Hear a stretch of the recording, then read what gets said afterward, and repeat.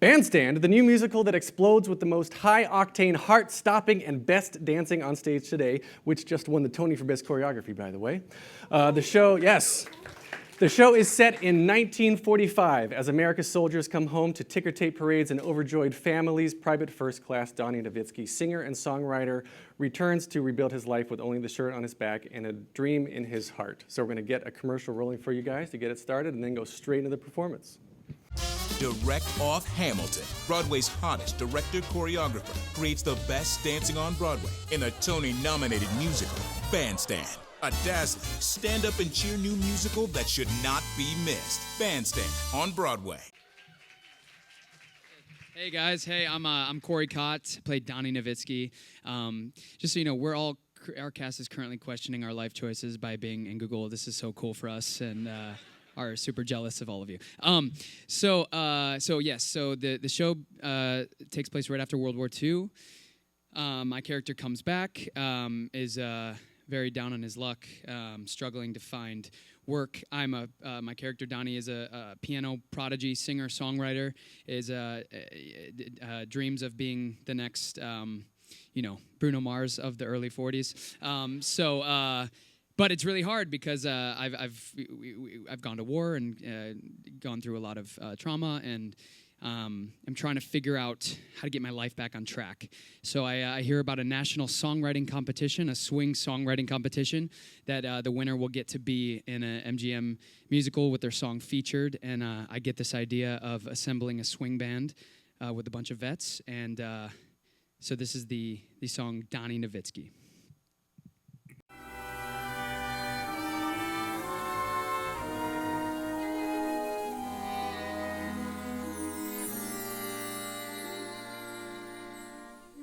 That's me, to a T. He might as well have said, hey, Donny, come and get your prize.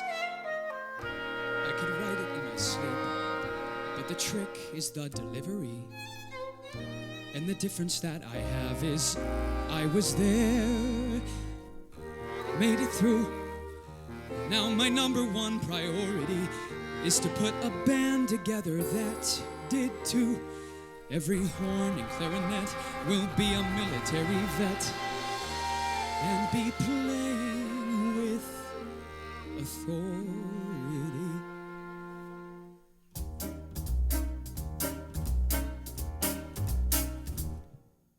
Donny Novitski, accordion genius, plays weddings at 7 years old. Then the piano, like fish take to water, by 9 its fat's wallered down cold. Tunes of my own start to work themselves out. I'm a 12-year-old Irving Berlin.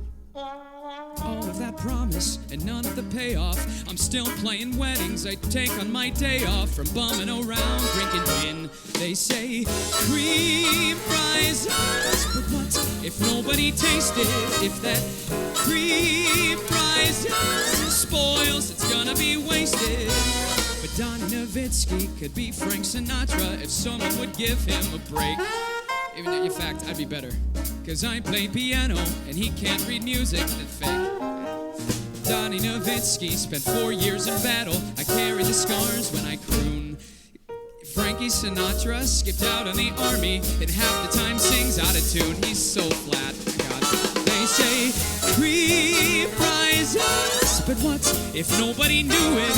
If that cream fries and rots, then somebody blew it. Donny Novitski is finally looking at one little crack in the door. Get it to open, and right there behind it is everything I'm working for. Picture Donny Novitski, the Polish Italian, crooning his tunes, smoking his stogies, genuine vet of an army battalion.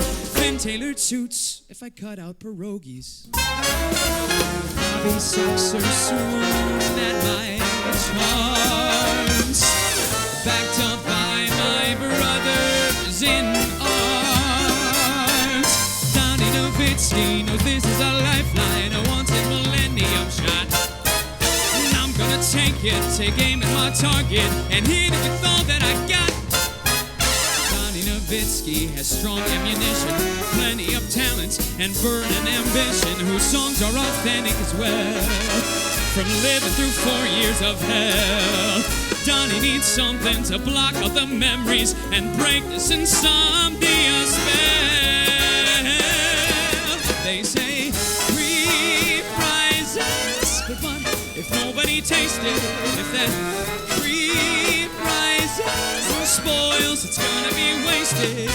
So make it all worth it and give it a meaning. Going from Cleveland to Hollywood screening, Donny Novitski is gonna win first prize. Donny Novitski is ready to.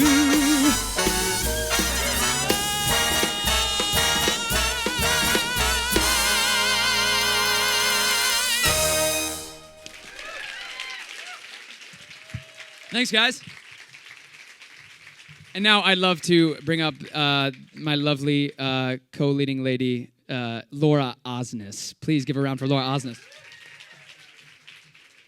So I played Julia Trojan in Bandstand, and my character is a war widow. I lost my husband in battle in World War II, and it just so happens that he, Michael, was best friends with Donny Novitski overseas.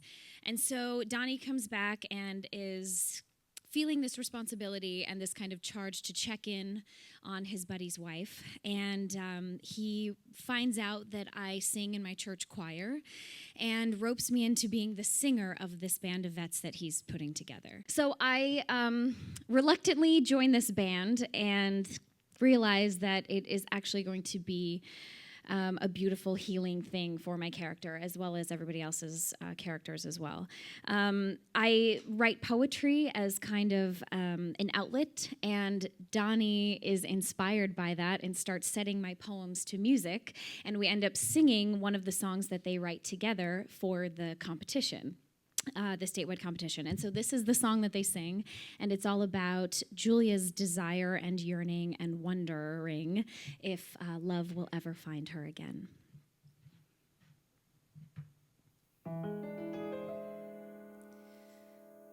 Once upon a time, I would wake beside a man who would make me feel like nothing could take him from me.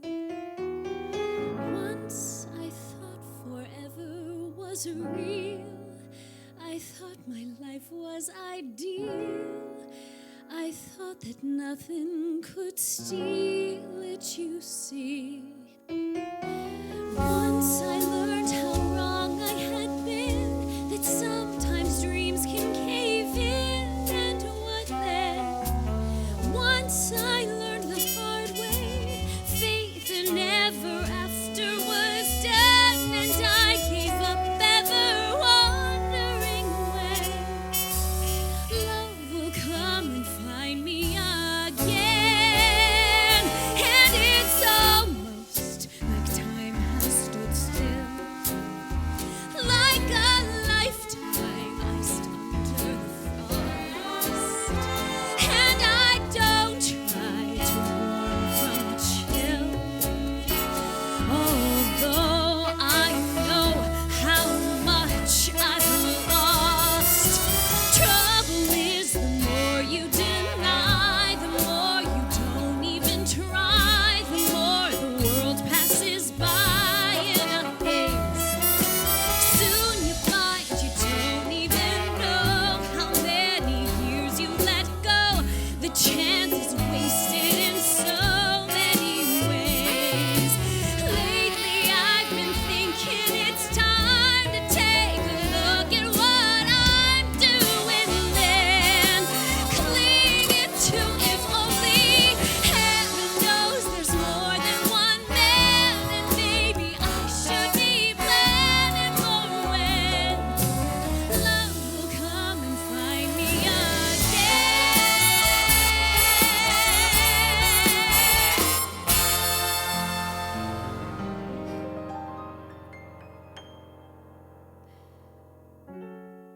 Letting go of what might have been, and letting something else in.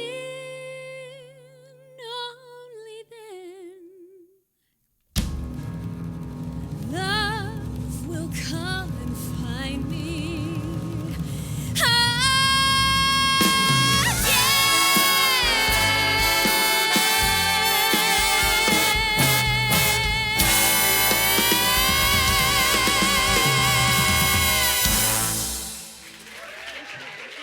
much.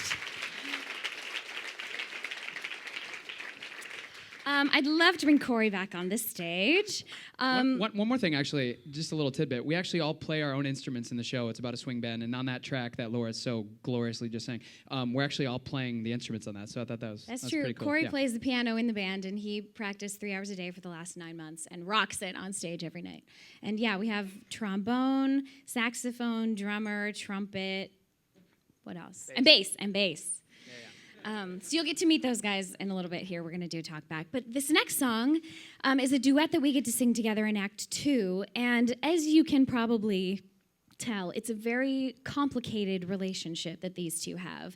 The closer they work together and the more, the music kind of helps heal them and bond them together, they start to kind of have feelings for each other. But it's complicated because he was my husband's best friend, and there's other difficult things if you come see the show to know kind of the past that they have, but they're also the only two people that knew her husband so well, so they bond over that as well. So it's tricky, it's complicated, and this next song, there's a moment in the second act where we get a little too close and question the feelings that we're starting to have for each other.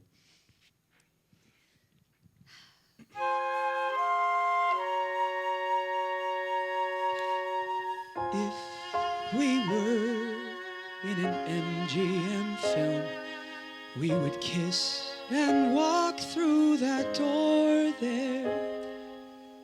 If we were in a radio play, we'd admit we're friends, but there's more there. If we were singing Hammerstein songs, we could fix all the wrongs in a rhyme. But this is life with the heartache it brings, and we know that these things take time. If we were in a Hemingway book, we would laugh and drink till the morning. If this were a ballet, then I might sweep you off your feet without warning. Or film noir with a dangerous affair, I would ask if you'd care to stay. But this is life, and I'm wondering if we should play it a different way. Maybe perfect nights of celebration.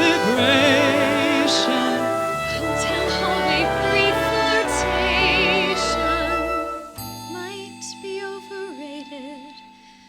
Life's more complicated. We could write our own take on it. Or leave well enough alone. Shake on it.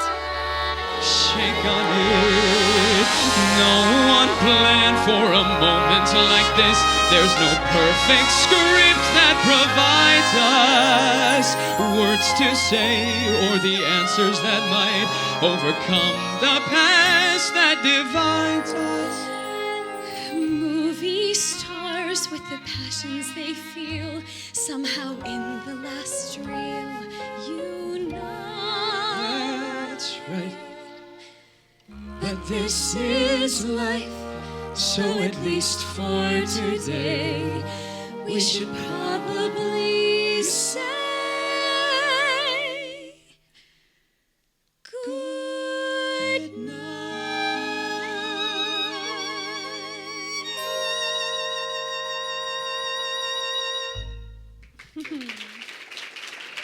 Thank you. Thanks. Keep it going. All right, the rest of the cast, let's bring you all up. So we are now being joined on stage. Additionally, I'll take my seat as well. We got Laura Osnes, Corey Cott. We're also being joined by Geoff Packard, Joe Carroll, Brandon Ellis, Patrick Connaghan, and Andrew Leggieri, Robert, and co-writers Robert Taylor and Richard Oberacker. Did I say that correct? All right, cool. Take a seat, get your water. I always enjoy when the people on stage match the people in the pictures. That's a lot of fun. I want to touch on something that Corey, you and Laura just said in your setup of that third song, that you played piano for 3 hours a day for months, right? Like, Yeah. So, what came first for all of you? Was it learning the instruments for the show, or did the show come and dictate that you had to learn instruments? It's a good question. Or for your life, not the show. Yeah. Want to start down there? Yeah, I'm Geoff Packard. I play Wayne Wright in the show, who is a Marine coming back from the war, but he also plays the trombone. I am an actor first and foremost, but I was in the high school marching band as a euphonium player. Any low brass kick-ass fans out there? But I went to school for musical theater, and they sort of beat it into our heads that you put everything that you can possibly do on your resume. So I put that I played the trombone in jazz band in high school. So it was my second instrument in high school 14 years ago. So I kept it on my resume, and I picked it back up when I did a reading of this show, and they said, we're going to do a lab now, so just play the trombone for us, and we should be good to go. And I went, oh God. So it was like teaching myself again how to speak a language I barely knew, basically. Does that answer the question? I don't remember what the question is. I just love this mic and being here at Google. So you already knew how to play before you joined the show, yes? Basically, I knew nothing. Okay. I played in high school, but anybody who plays a brass instrument knows that if you let your embouchure go, or your sort of face muscles that you use to blow it, it's very tough to pick that up again. So I had to reteach myself over a period of 2 years to get ready to play with actual musicians in the show. Check. I'm Joe Carroll. I play Johnny Simpson, the drummer, in Bandstand, and I was a crappy rock and roll drummer before I started this show, and 1 2 3 4 1 2 3 4, and I basically grabbed hold of the pit drummer, the guy who plays in the pit, and some other professional drummers in town, and tried to get as many lessons as I could. But I played drums from a very young age and poorly, and then sort of similarly to Geoff, picked it up more seriously when we did a reading of Bandstand about 2.5 years ago.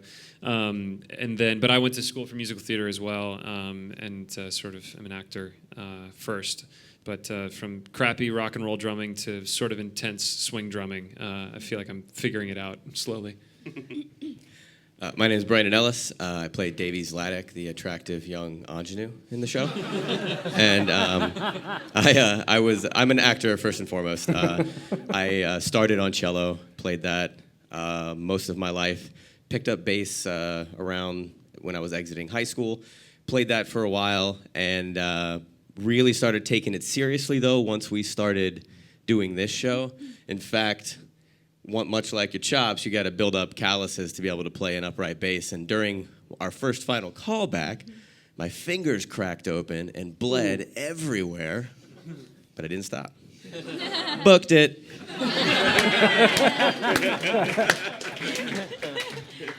So we came in first day of rehearsal, we all had bloody fingers. We cut our fingers. We thought that was the way to go, but...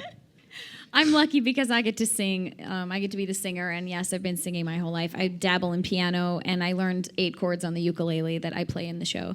But these guys have really worked hard. Yeah, so I didn't know. I knew a little bit on the piano, but I pretty much had to learn everything in the show and really practice a lot. Yeah. I thought you'd been playing your whole life. I mean, everybody else is amazing, but like you're featured so much, and I was looking at watch your fingers, and you're going nuts. Yeah. No, it took a lot of sitting at the piano when I was unemployed for a long time, and just annoyed my wife every day by playing the same songs over and over and over and over again. So, yeah, when you're unemployed for a year and a half and you have time to just sit down and play every day, it's pretty cool. You can learn cool skills and stuff. So did you? You say you were unemployed for a year and a half. So were you trying to learn piano to get this? To be fair, I took some lessons as a kid. for like 4 or 5 years. So I knew like very basic, I've always sang, so I could read music and stuff, but I did not know how to. I could barely do like a C major scale. Yeah, I could not do what I do now. It took a lot of time. Yeah. The two of you guys. So both of you are swings. Yeah, correct. Yeah. Correct. So we are understudies, and we also swing, which means we cover ensemble tracks. But we both stand by for two of the guys in the band. So I've been a trumpet player for close to 20 years now. So I was always trying to book the understudy role, which I did. But on my final callback, it took 9 callbacks over a year and a half to get here. I've been playing trumpet the entire time, to the point where I had all the music memorized when I came in for the callbacks. And on my final audition, I had my hand on the door, and they were like, "What are your skills like on the trombone?" And I was like, "I don't play the trombone, but I'm confident in my ability, and I'm willing to learn. I think I could learn the trombone." And they were like, "Good answer." So I get an email with the offer, and I'm scrolling through, and so I have Nick, the trumpet player. I'm like, "Great, cool, exactly what I wanted." And then I keep going, and you got Wayne, the trombone player, too. And I was like, well, I guess I need to go buy a trombone. So I quit my job, and I had a month of unemployment where I just locked myself in my apartment, and I learned the trombone from scratch. So I kind of used the foundation that I had with brass instruments and just transferred it to low brass. But yeah, I've also went to school for musical theater, so I've been singing for a very long time as well. So it's kind of an amalgamation of all of the weird things that I like to do. So it's a dream job. It's great. Andrew. I'm Andrew Leggieri. I'm also a swing. And a similar story to them, I was an instrumentalist younger and learned the alto saxophone and went to college for musical theater and had to pick it all back up again. And when this came up, I had never touched a tenor saxophone. I rented one for the audition. And then after I got the job, they were like, "Oh, we're starting to add some clarinet stuff." I'm like, great, never played that. So I looked up YouTube videos and taught myself how to play. Sponsored by Google. I will also, can I add that, so the two guys that they understudy are musicians first, and they are the two musician members of the Donny Nova band. We call those ringers. Yeah, exactly. And they were both in the horn section. So I show up on the first day, and the guy to my right was a trumpet major at Juilliard, and the guy to my left was a composition major at Berkeley. Yeah. So, and I played in the crappy jazz band in my high school. But it's really worked out, and they had not been on stage. One of them had not been on stage sort of ever, and the other had a very limited experience. So they did a good job casting a broad skill set so that we were able to lean on each other. Some of them leaned on us in the book scenes or the acting portions of the show, and I certainly leaned on them whenever we were playing musically. So they did a good job of mixing it. So we took care of each other. Yeah, it worked for the Monkees. It worked for you guys too. Yeah. Yeah. How dare you? Hey, they had 2 good seasons. Hopefully you will have many more. And also Andrew's going on for the role of Jimmy for the first time tonight. So break legs. Robert Taylor, Richard Oberacker, the co-writers. Where did the two of you guys come up with the idea for this show? How long has it been in the works? It's about 4 years ago we first put pen to paper, and we had this idea that we wanted to really pay tribute to musicals from the Golden Age, but come at them from a very contemporary perspective, in that all of the situations that MGM musicals tend to gloss over in a Hollywood fashion, we would actually be honest to the actual circumstances of the characters. So, yeah, that was really, it was almost like a thesis project where you basically say, you look at all these MGM movie musicals and like the Golden Age of Hollywood, and like they're building blocks of what we know and treasure today. Hamilton is built on all this stuff, in a lot of ways. But it was basically like, well, okay, if like On the Town, like if the 3 sailors came back to New York for a day off, but they really were sailors. They really were coming off the battlefield. They really had been through 3 years of arms being ripped off and heads being blown off and ships going out from underneath their feet. what's the truth about what this country really went through? And then that led to this idea of like, what kind of a country just glossed over so much of this stuff and turned it into the greatest generation, when we know, those of us that have these parents that lived through it, they became alcoholics because they numbed their pain. And it was just this amazing dichotomy between what we think of and what we hold on to as our mythology from the mid-20th century, and how we just look at it as this shining, almost emerald city. But those of us, you close the door behind it and you remember Grandpa was a mess. And why was Grandpa a mess? And so that's really where the idea was born. So the cliches and the tropes in this story were intended. They just were intended to be looked at from a very, very raw and realistic point of view. And then, so how did it make it from paper into the Paper Mill Playhouse, right, is where you workshopped it? Yes, we had a number of readings only 6 months after we finished the first draft. We finished the first draft in about 3 months' time. 6 months later, we had our first reading here in New York, and many of these people were involved in the very first reading. And then a couple of subsequent readings, and then a big lab workshop at Lincoln Center. Yep. And then Paper Mill Playhouse a year later. And from there, our producers decided we were ready. Many of them are here tonight. There's lots of, they swarmed in for this thing. I love it. They just wanted the food, which is awesome. I took them to Truck Pit. They like the dessert. So for the cast here, being as young as all of you are, I assume none of you were actually in World War II.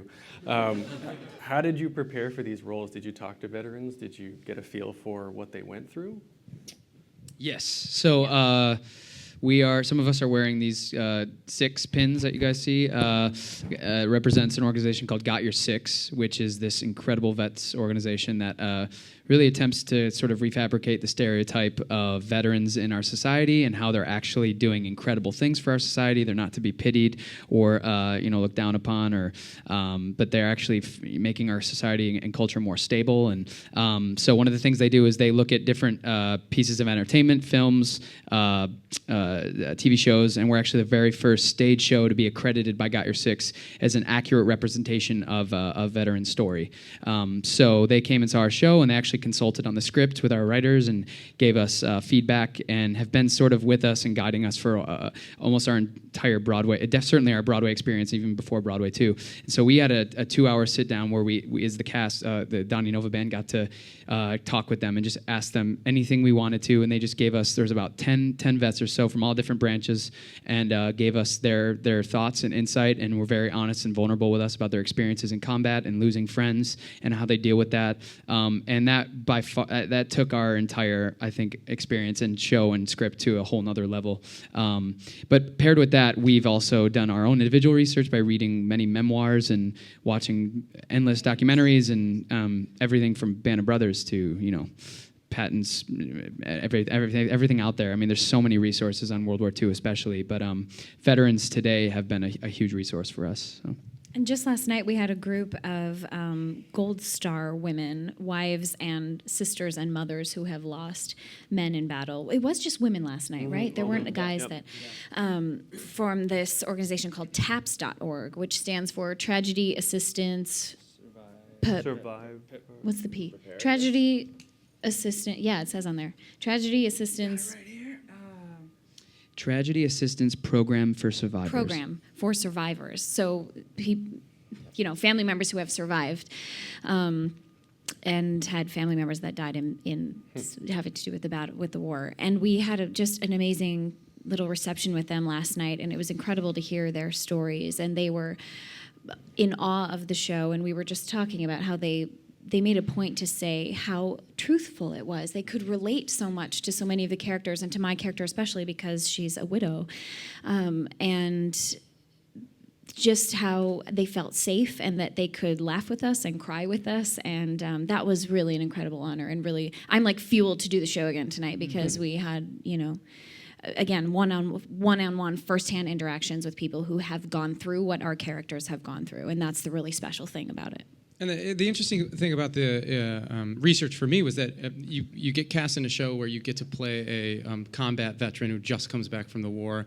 In particular, my character has struggles with obsessive compulsive disorder and is a germaphobe, and like really interesting things you get to take on as an actor. So you focus on that. And for the first part of my experience with Bandstand, I focused on what those differences were.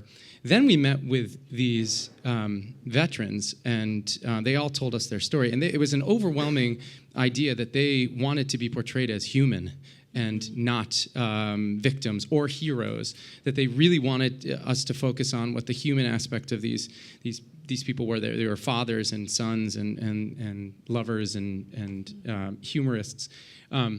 And we had this interesting thing with our show. It takes place in 1945. We have this great device of swing music to really sort of represent that. So a lot of research also with learning how to play the instruments. We also had to learn what swing music meant to that time period, and it was in a lot of ways helped these people get through these horrible things, but also let them release all the fun stuff and let them sort of act out a lot like sort of hip hop does now, or like real rock and roll. So that was there was just as much research done on how to be authentic to the swing music as well.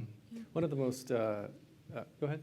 Well, I was going to say something that I think is important to talk about the story, where all of these, like you said, they overwhelmingly want to be portrayed as human beings. And while this subject matter is it's heavy, and these people are going through some heavy stuff, humans in general are always reaching for light. And this story is about redemption and joy.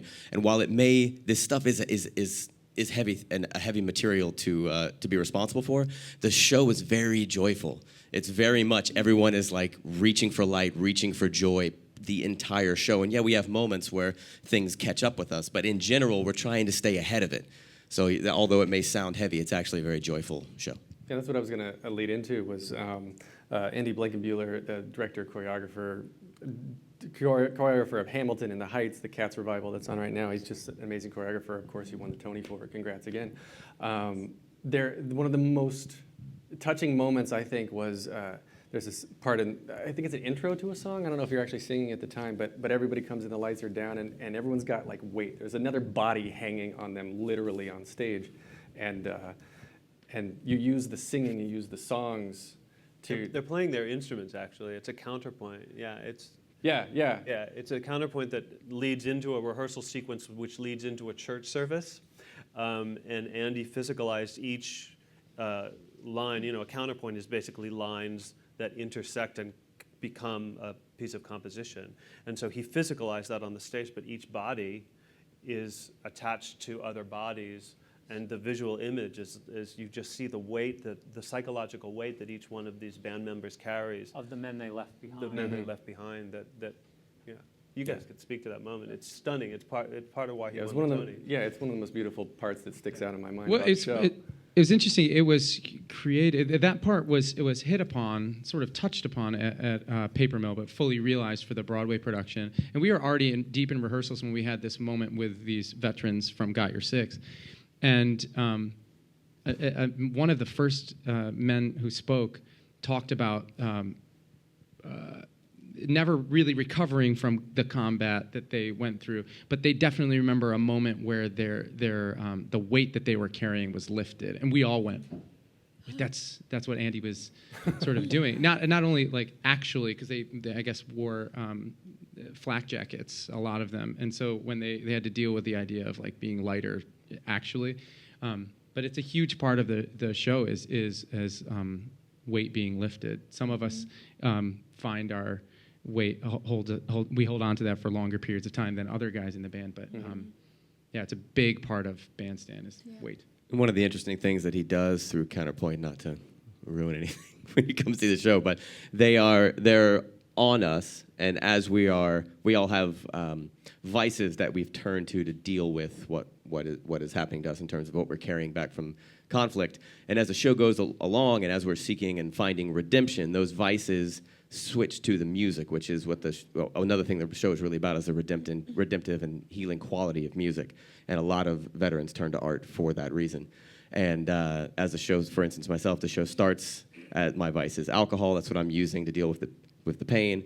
And by the end of the show, it's the music that I'm using to temporarily give me some relief. And I swear I'll stop talking. But if Andy was here, he would say that it's difficult in a musical in particular to tell a story about a generation of men and women who didn't talk about what they went through. Mm-hmm. So we're telling a story about guys who didn't talk about, combat. And Andy geniusly uses movement to tell that story while we play. Mm-hmm. It's really, I don't know how else we would tell that story without. Yeah. Well, I have a video that I'm going to show, so I can tell it that way. Yeah. But so if any of you guys have any questions, there's 2 mics in the aisle. Start lining up during this thing, and then we can cut to you guys as soon as we're done. How many of you have been staring at Brandon's tattoo, by the way? Yeah. How many hours did that take? How much pain was that? It's fake. It's fake. It's totally fake. Damn it, Yeah. Jeff. It's for the show. All right. Roll the Tony video, please. Thank you. In the armed forces, got your 6 means I've got your back. I'm proud to say that the organization Got Your 6, which works to empower veterans, has partnered with the thrilling musical Bandstand to highlight the experiences and talents of America's veterans.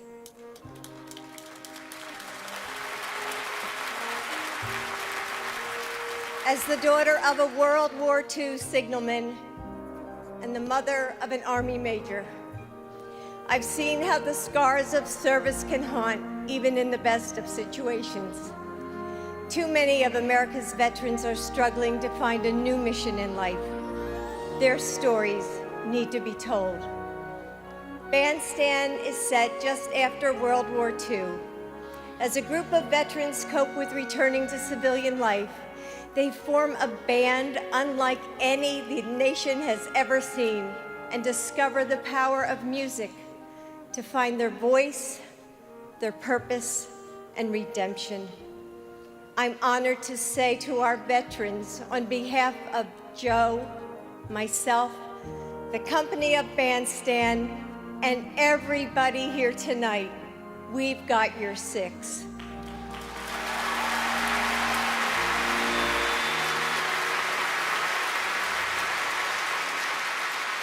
Now, featuring the heart-stopping, Tony-winning choreography of Andy Blankenbuehler, please welcome the company of Bandstand.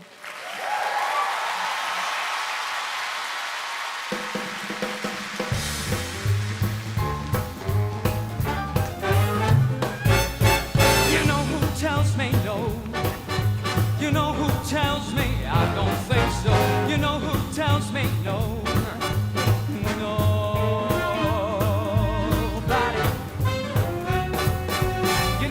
Tells me wait. You know who tells me that ain't so great? You know who tells me wait? Nobody. So get out of my way. Find somebody else who gives a fig what you say. No, yes, you bring someone other. Last time I checked, you were not my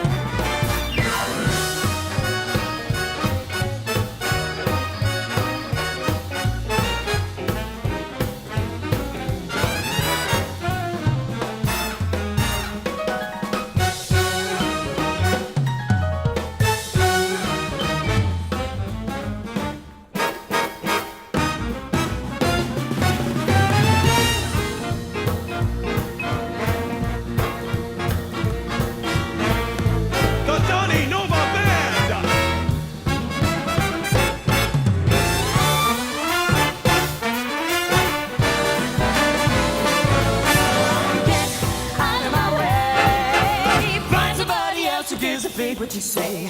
You're disciplined somewhat other.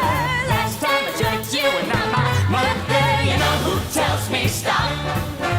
You know who tells me you don't have what it takes and you will never reach the top? You know who tells me stop? Nobody, nobody, no. No one tells me no. No one tells me no. No one tells me. No one tells me.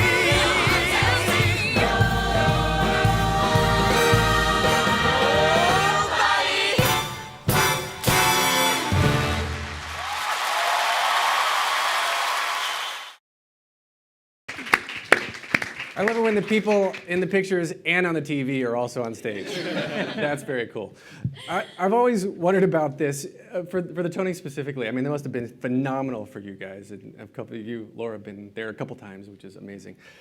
What's the process for the Tonys? Do they actually bring set pieces in, or do they recreate them just for the Tonys? That set is actually a projection, believe it or What? not. The back of it was a projection, and we brought in literally the platform step that we brought from our stage. So like after the final Sunday show, Broadway just brings a bunch of set pieces to Radio City.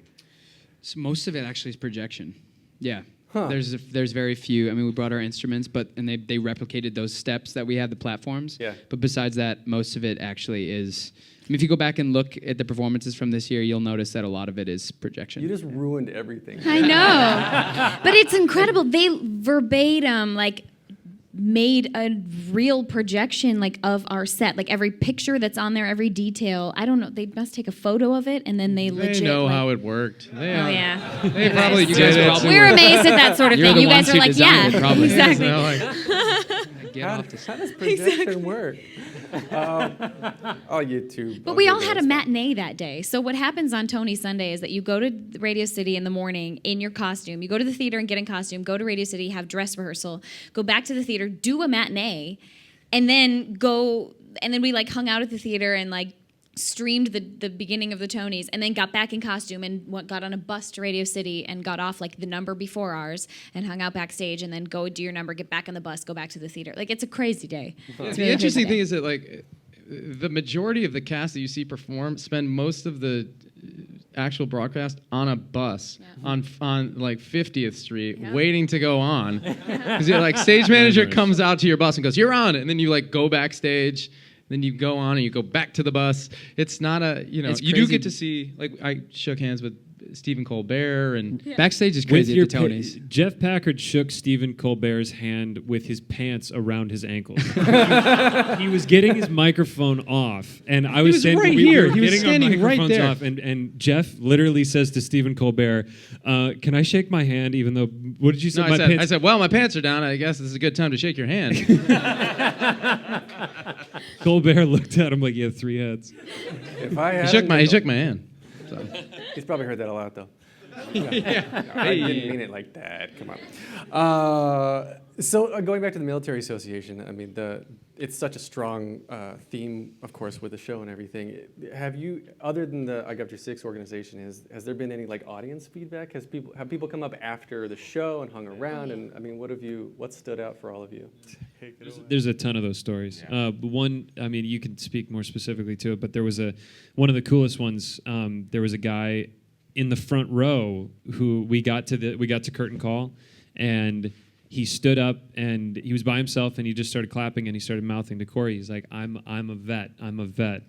And I think that you took his hand and brought him backstage, and he was a Vietnam veteran. And he was like, the post-Vietnam era was so anti-military, and he said something along the lines of, this is the first time I felt truly free, truly proud of being a veteran. That was what he said. This is the first time I felt truly proud of being a veteran. There's a bunch of those stories. Fleet Week was amazing. When Fleet Week was happening, we had tons of vets in all the time. Yeah, and even people that didn't specifically serve, there's so many stories of them either being related to their grandfathers or their uncles or dads or brothers or sisters or moms, who have served in some way. And in a lot of ways, I think there's been an expectation to come see our show with this idea of swing music and bandstand. You have a certain idea of like what this could be, and then you come, and a lot of people have said they've come and been taken to an experienced and emotional journey that they didn't expect, and felt that not only that they have a good time and felt like they experienced a great story, but that they felt like they honored their relatives, that they were taken to a place that respected them. We also got to meet. He wasn't a veteran, but he was one of the most interesting people I've ever met in my life. There's a 19-year-old guy named, what's his name, Rob? Rishi Sharma. Rishi Sharma. He was from California, graduated high school, and was obsessed with this mission to meet and record all of the living World War II veterans, American World War II veterans that are still present. And he did the math, or something like however many die every day. So he mapped out that there's 4 years until they all die. Wow. And so he's been, for the past year and a half. He's been doing about two and a half years. He goes throughout the country and contacts these men, and combat veterans in particular, and sits down with them and talks and interviews them for about... And gets their actual stories, their combat stories on camera. It's really... It's like the Shoah Foundation for the Holocaust that Spielberg was heavily involved with, and so he's archiving all this stuff, and he's really the only one in the world who's doing it. He's 19 years old. And we immediately after the show, we're like, well, are you going to make a documentary about this or whatever? And he's like, no, I give it to the veterans. It's not really about what goes into the footage. It's about these guys getting it off their chest. And so immediately, Corey and I were like, yeah, man, I was feeling good about the story we were telling until we meet this 19-year-old.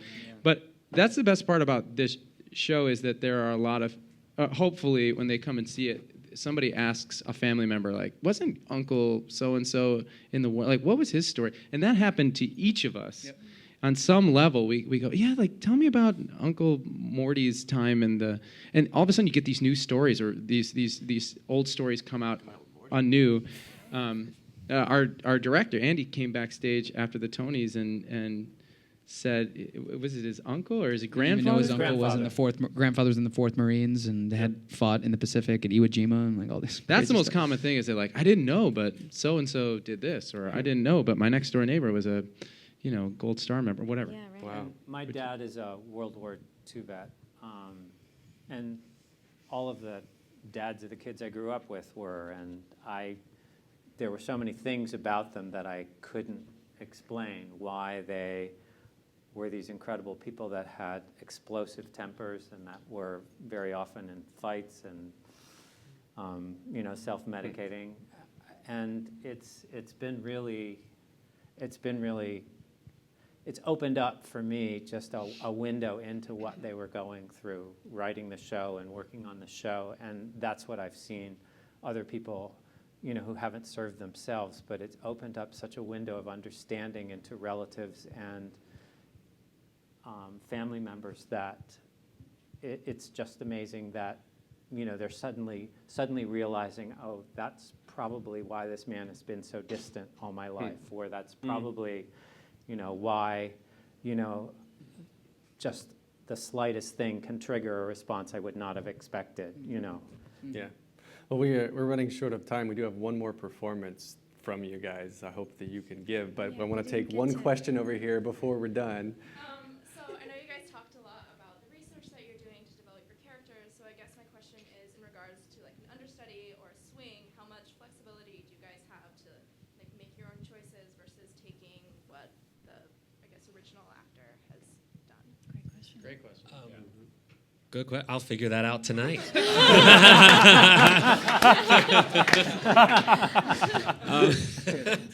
It would be my first time doing this part with these guys, and I've been with the show for 2 years, so this is going to be a whole whirlwind of emotions and a whole whirlwind of, am I in the right spot? Am I saying the right line? What's my next prop? What's my next costume change? So, it's going to be a lot of. I think tonight is going to be a lot of just what I've worked on and and going to be as close to the show that as they know it, and because otherwise, for me, I don't know, my mind will be in a million places. I think I think the first time I went on for one of the other tracks, it was very much saying the words, making sure I have a character. And then as I kept doing it, I did it 4 times so far, I felt like I was able to flesh it out. I was living in it more. And it's not that I was making different choices from the other actor, but we're just different people. So it felt like when I was living in it more, I was bringing something to it that only I can bring. I'm only me. I can't really replicate anything. But the more comfortable I feel, then I feel like I can live in it. And, it's probably going to be different for sure. But, I hope that answered your question. You should get it fake tattooed on your arm. You could right. just look at your arm the whole time with the big wings on it or something. Well, cool. Thank you all so much for coming in. Hopefully there's one more song you can all sing for us as a group, yes? So everyone go check them out, bandstandbroadway.com on Instagram and Twitter, @bandstandbway. If you've taken pictures and want to share them, the hashtag is StrikeUpTheBandstand. They're at the Bernard B. Jacobs Theater, 242 West 45th. Please help me give them a round of applause, and we'll get one more song out of them.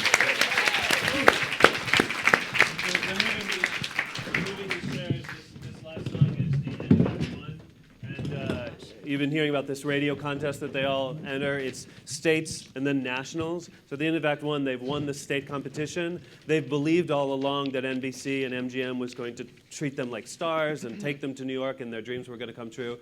And right before this song happens, they find out that, no, you have to pay your own way. And in fact, when you get there, there's another preliminary off air because the contest is only 2 hours. So in other words, they're screwed. And they can't go. And so this song is really about Donny kind of realizing this dream of riding this first-class train that got him through the war. It's what got him through the battle, is dreaming that he gets to take this train and go to New York and be a star and play on the greatest bandstands that New York has to offer, is just smashed.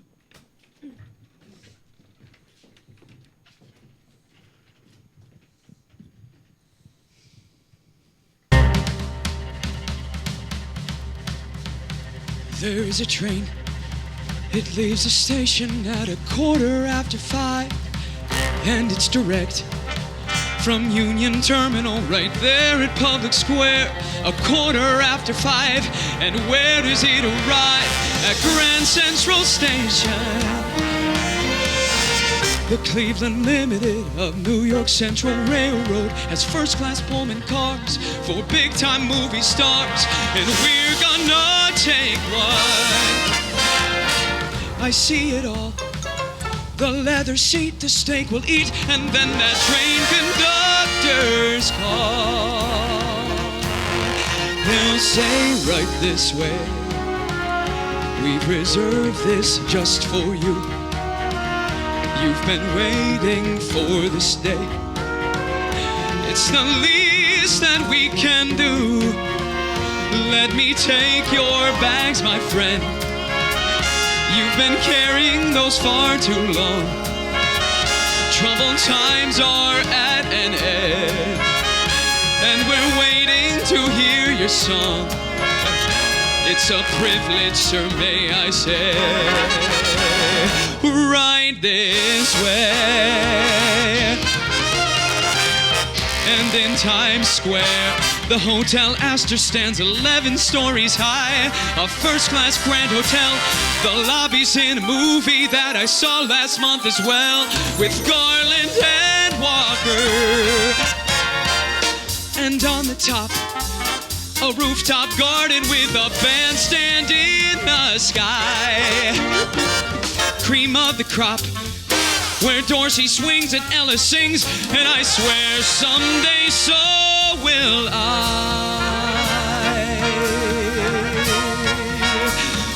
They'll say right this way, we've reserved this just for you.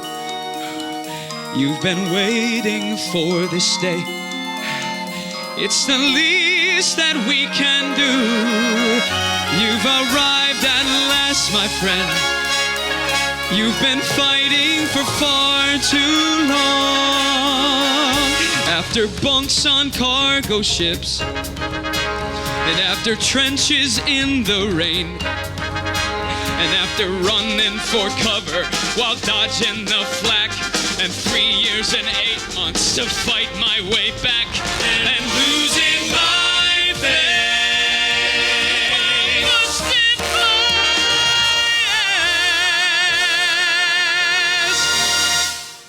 I think we are entitled to travel first class. Don't you?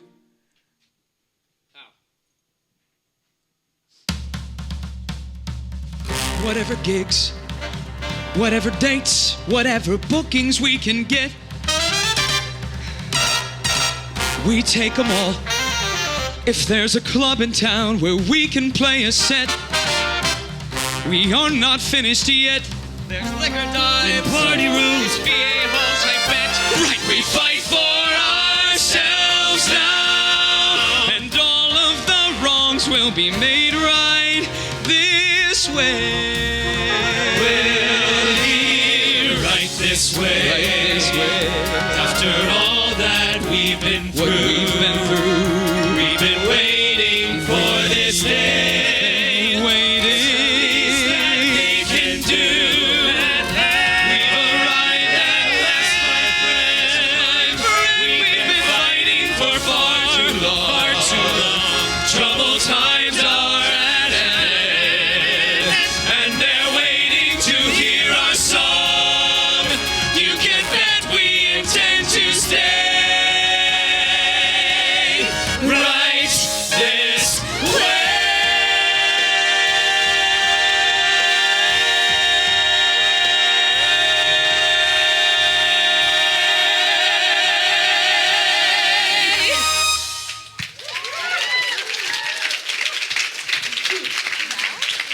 Thank you guys. Thanks so much for having us. Thank you guys so much. Come see Bandstand. We'd love to have you. And enjoy being The rest of your day at Google. an awesome employee at Google. This is great.